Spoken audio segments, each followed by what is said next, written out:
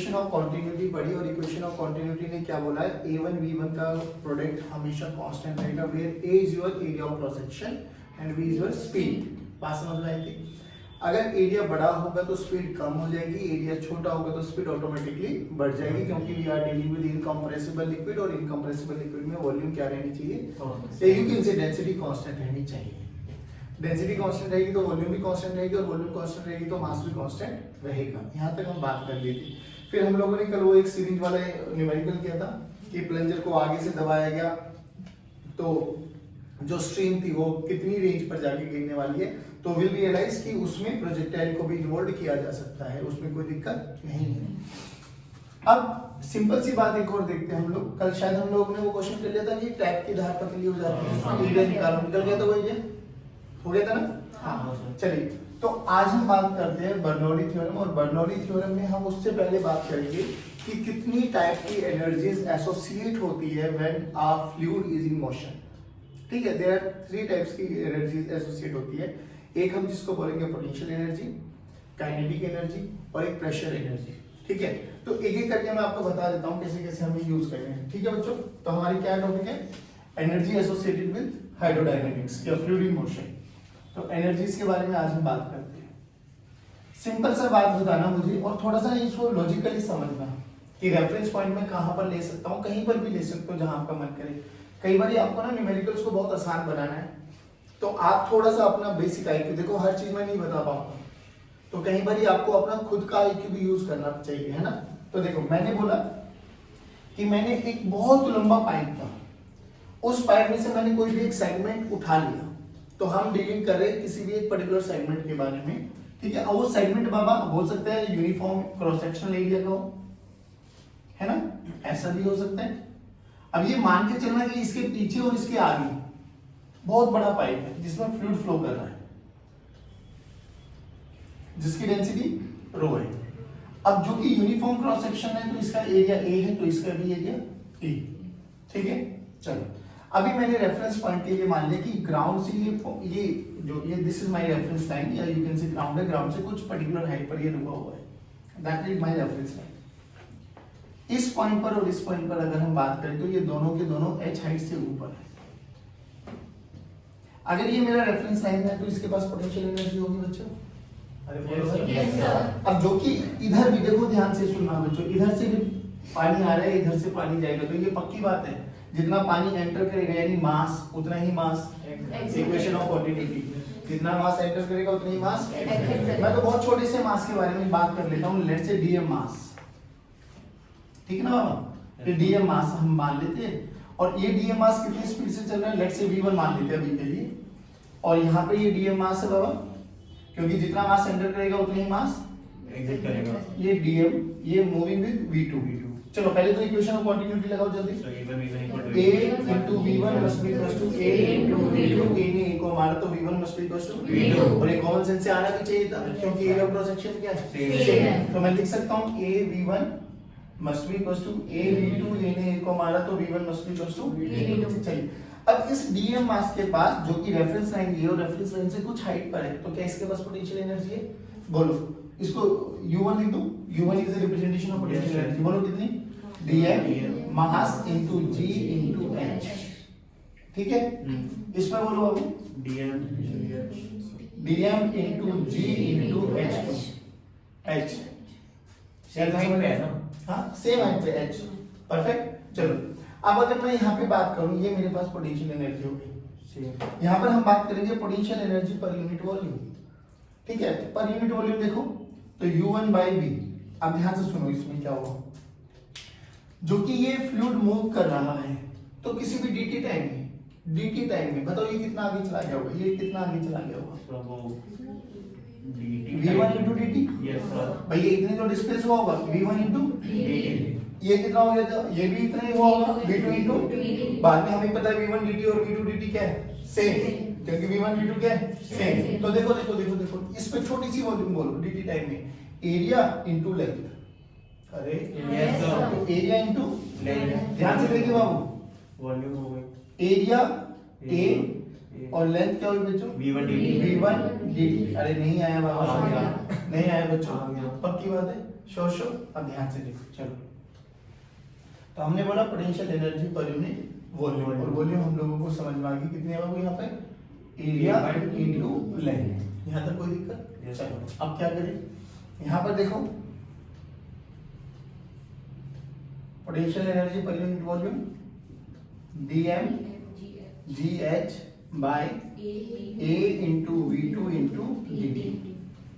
ये आपके पास डिस्टेंस हो गया, ये आपके पास एरिया हो गया, तो ये आपके पास लेंथ हो गया। डन है बाबा?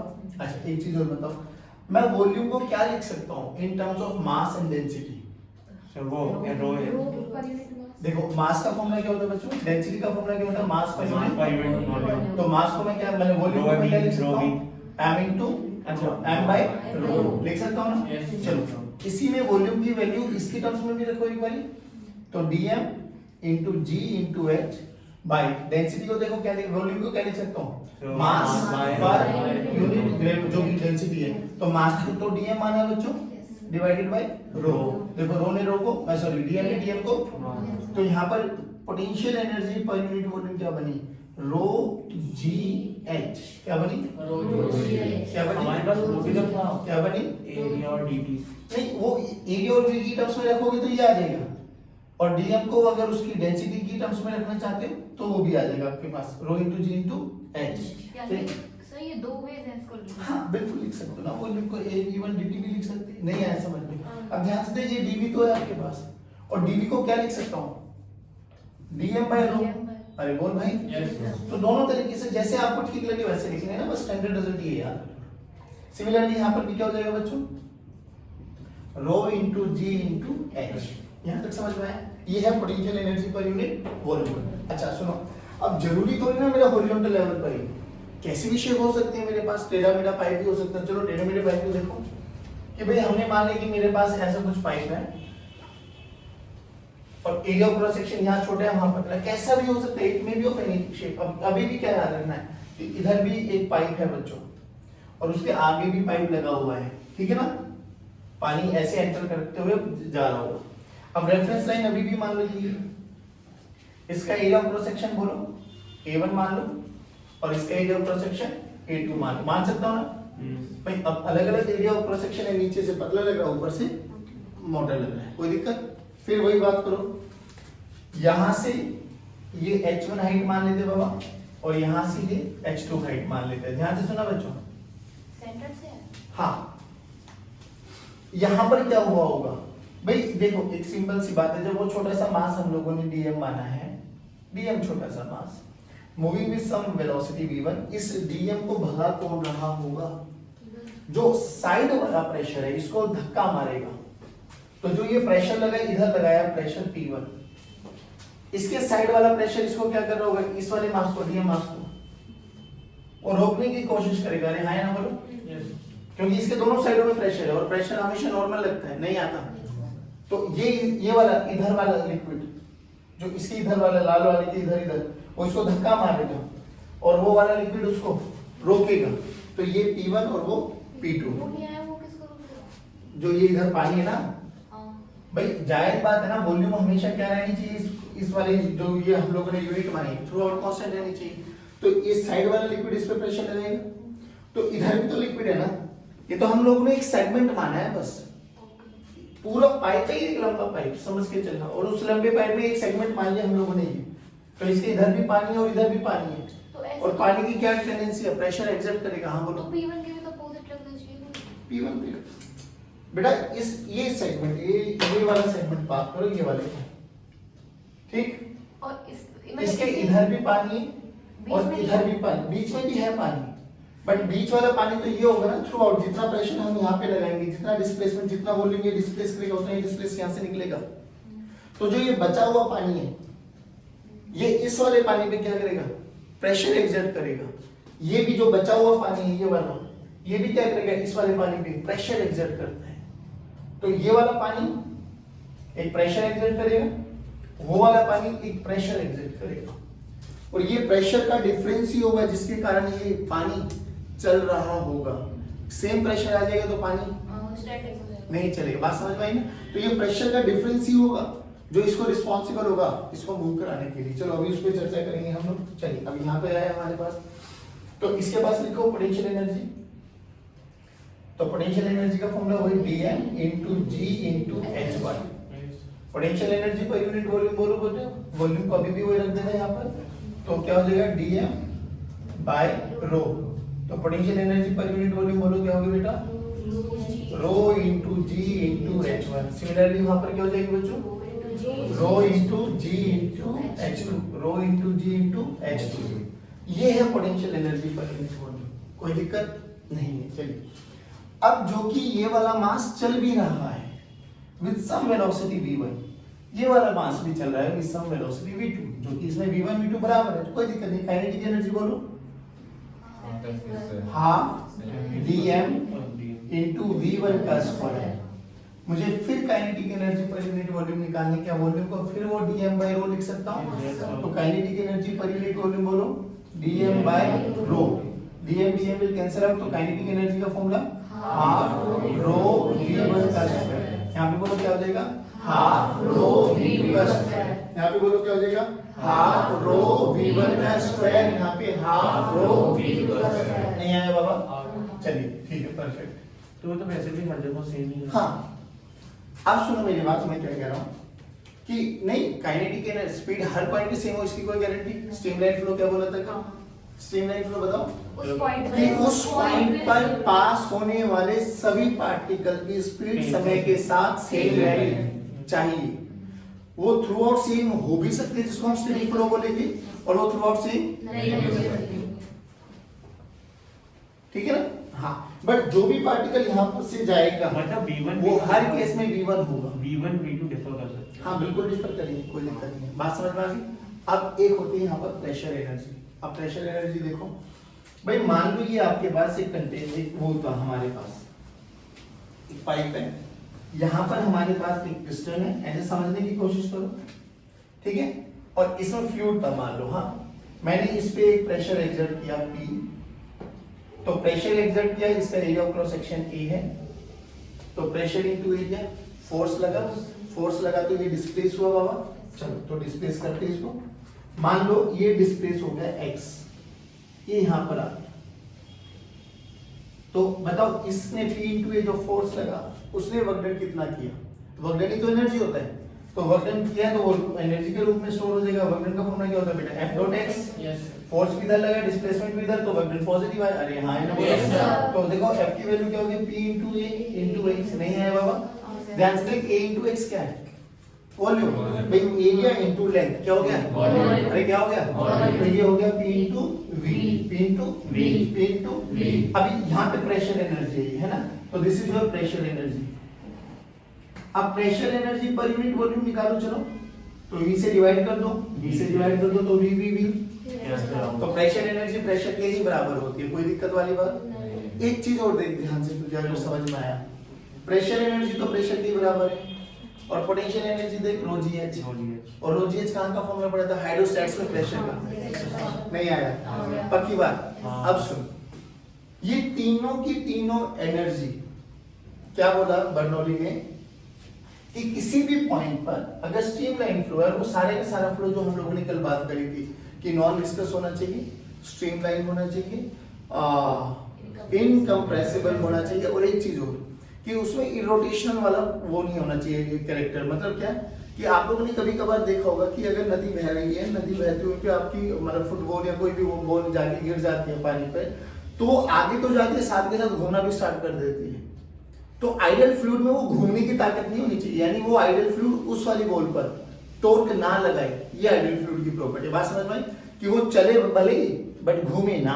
बात समझ में आ गई ना तुम्हारे साथ, देखा है वैसे ये वाली बातें कि जब भी चलते हुए पानी पे अगर फुटबॉल या कोई भी बॉल गिर जाए तो आगे साथ साथ चलते चलते धीरे धीरे घूमना भी स्टार्ट कर देती है, तो वो भी नहीं होना चाहिए उसमें। अच्छा, अब बर्नौली ने क्या बोला, सिंपल सा फंडा याद करो कि किसी भी पॉइंट पर अगर फ्लूइड फ्लो कर रहा है और स्ट्रीमलाइन फ्लो है, मतलब मेरा बेसिकली स्ट्रीमलाइन फ्लो है, तो उन्होंने बोला और आइडियल फ्लूइड है, क्या बोला कि सम ऑफ ऑल द एनर्जीज, कौन कौन सी एनर्जीज पॉसिबल हो सकती है, pressure energy per unit volume, kinetic energy per unit volume और पोटेंशियल एनर्जी, सभी का सम कांस्टेंट है, यानी P प्लस रो जी एच प्लस 1/2 रो v का स्क्वायर इज ऑलवेज अ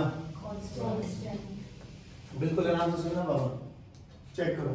इस पॉइंट पर अगर मुझे लिखना हो, इस पॉइंट पर अगर मुझे लिखना हो, बोलो क्या लिखूंगा? बर्नौली थ्योरम की इक्वेशन प्रूव अभी करा देता हूँ 2 मिनट में। बोल क्या लिखूंगा?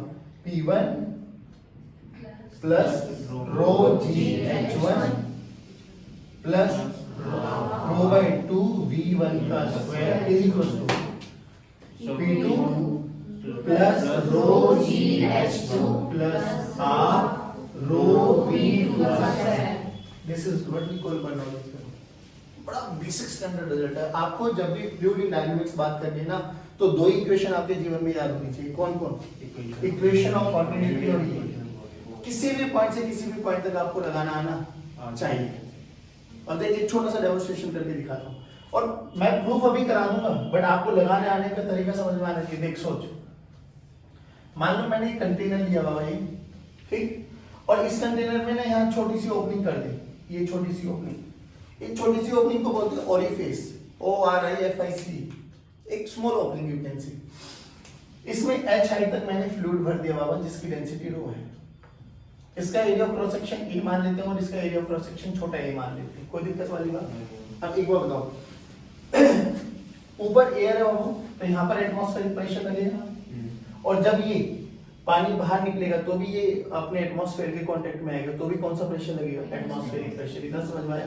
देख समझ होगा क्या, जब ये पानी बाहर निकलेगा तो इसकी कुछ वेलोसिटी होगी v1, और जब ये नीचे आ रहा होगा तो इसकी भी कुछ वेलोसिटी होगी v2। अरे बोलो भाई। अब जब आपको कहीं ना कहीं रेफरेंस लाइन माननी है, रेफरेंस लाइन क्यों? क्योंकि मुझे पोटेंशियल एनर्जी भी लिखनी है, तो कहीं ना कहीं रेफरेंस लाइन मान लेनी चाहिए, कोई बुराई नहीं है। तो मैं इसी पॉइंट को रेफरेंस लाइन मान लूं ना, तो इस पॉइंट पर और इस पॉइंट पर क्या मैं इक्वेशन ऑफ ये बर्नौली थ्योरम लिख सकता हूं? जल्दी जल्दी बोलो, बर्नौली थ्योरम क्या कहती है? P0 प्लस ये हाइट देख, अब यहां से यहां ये देख, ये रेफरेंस लाइन है, तो इसके पास पोटेंशियल एनर्जी कितनी होगी? रो जी एच, तो प्लस रो जी H plus half rho V2 का स्क्वायर, हाफ रो V2 का स्क्वायर इज इक्वल टू, अब जो कि यहां से पानी निकलेगा वो भी एटमॉस्फेरिक प्रेशर के बराबर है, तो यहाँ पे प्रेशर P0 ए डायरेक्शन में नहीं आया मुझे, प्लस जो कि रेफरेंस लाइन पर ये तो पोटेंशियल एनर्जी जीरो, अरे बोलो भाई, प्लस 1/2 रो इनटू V1 का स्क्वायर। नहीं आया समझ में? बोलो। मैं तो कह रहा हूं छोड़, अगर तुझे ऐसा भी ना लिखना है तो सर देखो यहां से यहां तक प्रेशर लिखना आता है, हाँ, P0 प्लस रो जी एच, अरे बोल भाई, P0 plus P0 plus P0 plus P0 plus, अब जो यहाँ पे वेलोसिटी होगी वो धीरे धीरे, कोई यहाँ पे कोई भी वेलोसिटी मान लो आप, ऐसे तो ये बहुत धीरे धीरे, इतनी स्मॉल वेलोसिटी होती है, क्यों? देख रिजल्ट समझ, इक्वेशन ऑफ कंटिन्यूटी क्या कहती है भाई। अगर आप लोग अपने टैंक देखे हो, टंकी देखी हो, टंकी की ओपनिंग देखो, टंकी का एरिया ऑफ क्रॉस सेक्शन देखो, और जो नल लगाते हो उसका एरिया ऑफ क्रॉस सेक्शन देखो। बताओ टंकी का एरिया क्रॉस सेक्शन बड़ा होता है या नल का एरिया क्रॉस सेक्शन बड़ा होता है? टंकी का। तो अगर आपने टैंक फुल कर भी दिया ना, और आप टैंक में से 1-2 बाल्टी पानी ले भी लो, तो आपको उसके लेवल को घटता हुआ दिखाई नहीं देता।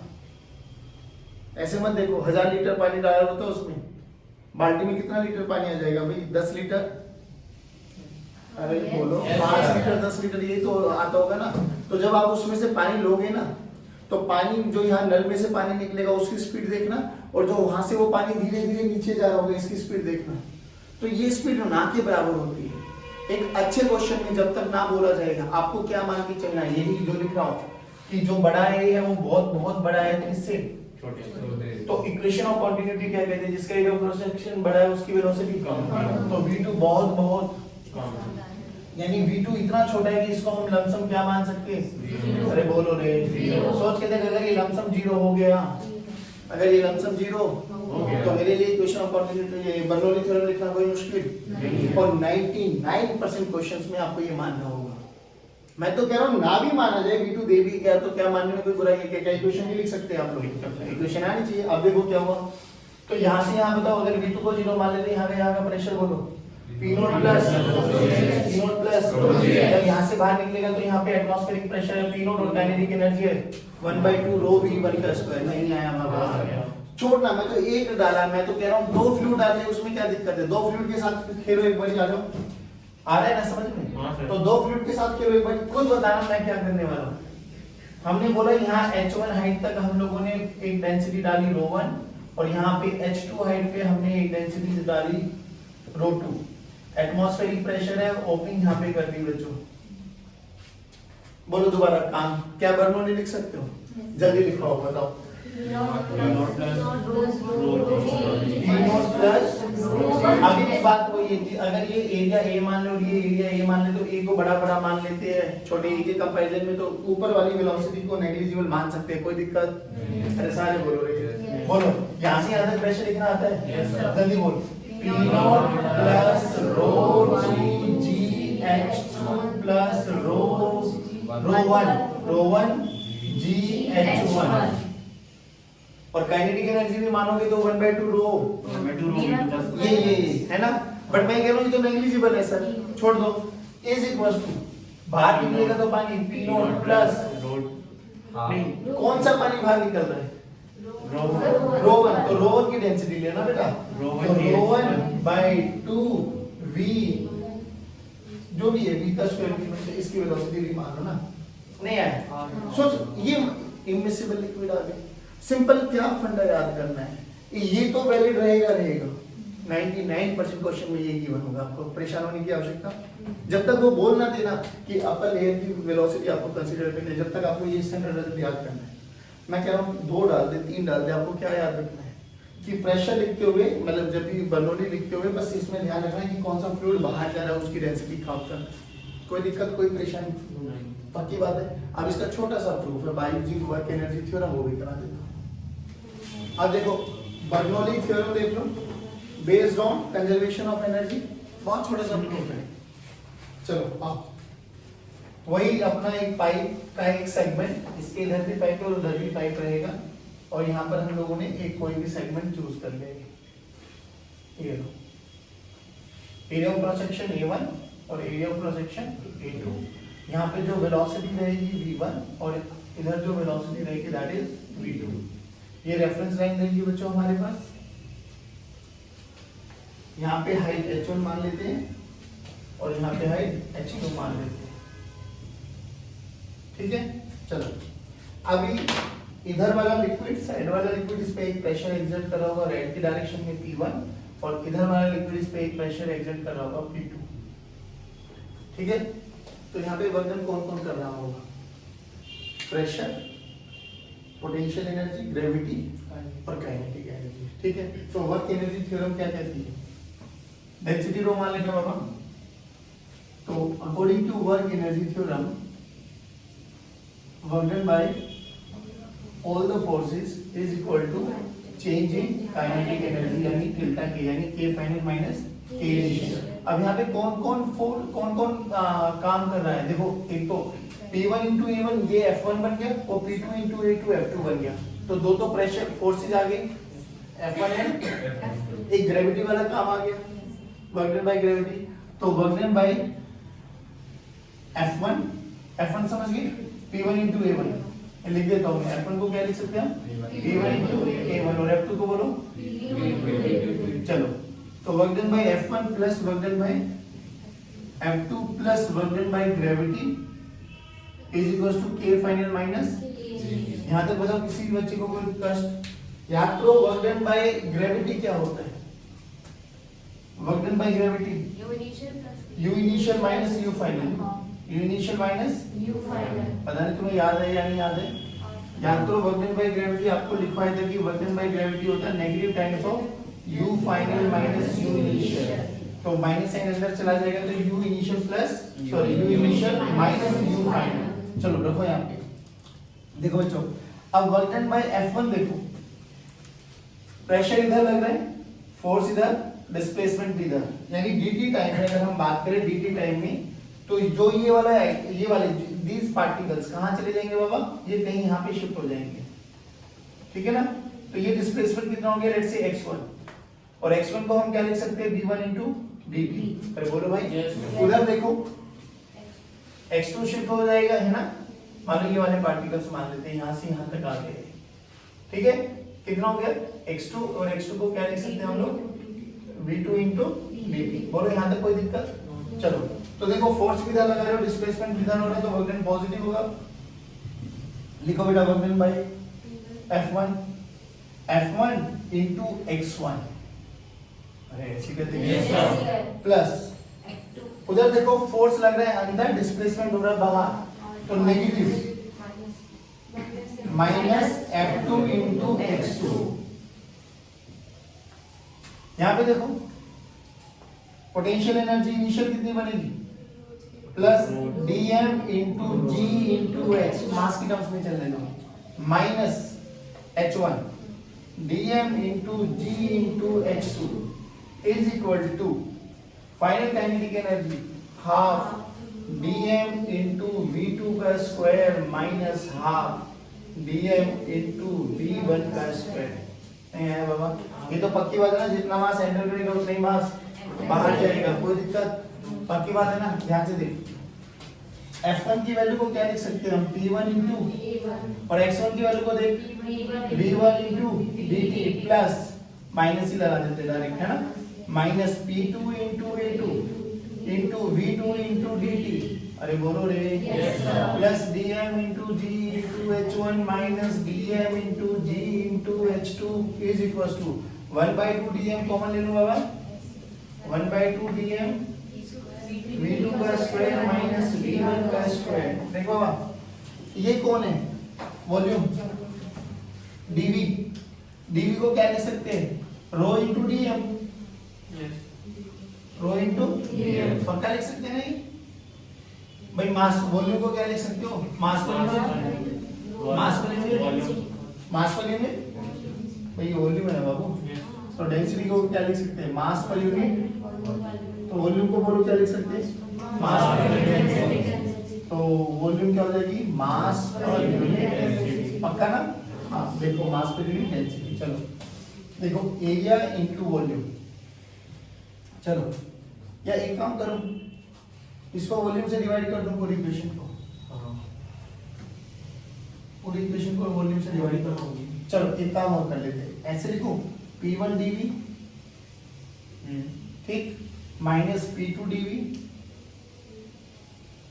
वॉल्यूम कांस्टेंट है बाबू, जितनी वॉल्यूम एंटर करेगी उतनी वॉल्यूम, प्लस dm को क्या लिख सकते हैं, मास, रो इनटू dV, रो इनटू dV। अरे ये तो पक्की बात है ना, जितना वॉल्यूम एंटर करेगा उतना वॉल्यूम बाहर जाएगा, ऐसे क्या देख रहे हो, into g into h1 minus rho into dV into g into h2 is equals to 1/2 rho into dV, v2 का स्क्वायर माइनस, देखो dV dV dV dV dV cancel out, सारी वन वाली टर्म्स को एक तरफ ले जाओ, दो वाली टर्म्स को एक तरफ लेके चलते। देखो ये क्या है, P1, ये वाली देखो प्लस रो जी H1, उधर से माइनस हाफ रो V1 का स्क्वायर इधर आ जाएगा, प्लस हाफ रो V1 का square is equal to P2 को उधर लेके जाओ बाबा, माइनस को उधर लेके जाओ, रो जी H2